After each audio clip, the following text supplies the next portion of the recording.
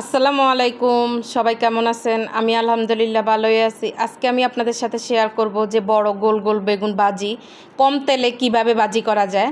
তো আমি কম তেলে কিভাবে ভাজি করলাম আপনাদের সাথে ওটাই আজকে শেয়ার করব। প্রথমে আমি বেগুনের মধ্যে হলুদ, লবণ, মরিচের গুঁড়া, জিরার গুঁড়া এগুলি দিয়ে আমি বেগুনটা মাখিয়ে রাখছি অনেকক্ষণ। মাখিয়ে রাখার পরে তারপর আমি বেসন নিছি। বেসনটা আমি সারা বছরে আমার বাসায় বেসন থাকে, কারণ আমি ডিপে বেসন রাইখা দিই ডিপের মধ্যে।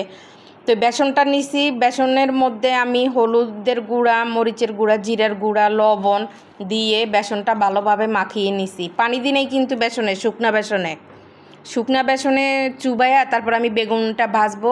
বেগুনটা আমরা তো বেগুন ভাজলে সাধারণত বেগুনটা একটু হয়ে যায়, চুপসায়া যায় বা একটু হয়ে যায়, কেমন জানি তেনা তেনা হয়ে যায়।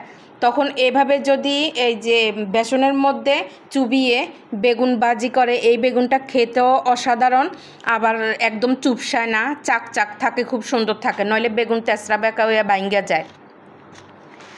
তো এই যে বেসনের মধ্যে তো আমি বললাম কি কি দিছি, দিয়ে তারপর বেগুনটা এই যে বেসনের মধ্যে গড়াইয়া নিব ভালোভাবে, এই যে দিয়ে তারপর আমি এগুলি সবগুলি করব, এক একটা করে সবগুলি আমি বেসনের মধ্যে গড়াইয়া নিব, মাখাইয়া নিব ভালোভাবে।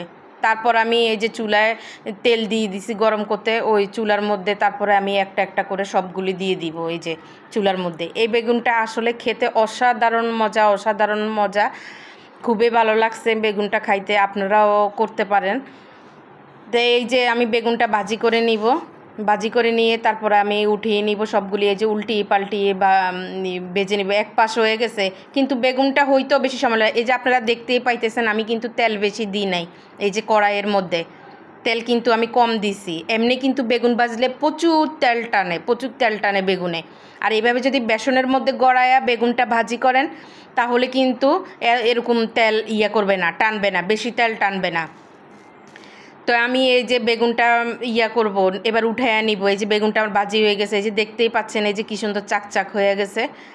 তো তারপরে আমি পেঁয়াজ ভাজি করব। বেগুনটা সবগুলি বেগুন উঠাই নিয়ে তারপর আমি ওই যে পেঁয়াজ আর কাঁচামরিচ, ধনিয়া পাতাও দিছি, দিয়ে ভাজি করব। একবার চাইছি পেঁয়াজ দিতে না, কারণ পেঁয়াজের অনেক দাম।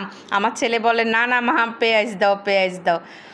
তারপরে আমি আর কি পেঁয়াজ দিলাম, আর কি পেঁয়াজ ভাজলাম। আপনারা আসলে কিছু মনে করেন, এটা আসলে কিছুই মনে করার না, করার কিছুই না। আসলে সবাই হিসাব কিতাব করে চলে, এটা বাস্তব কথা।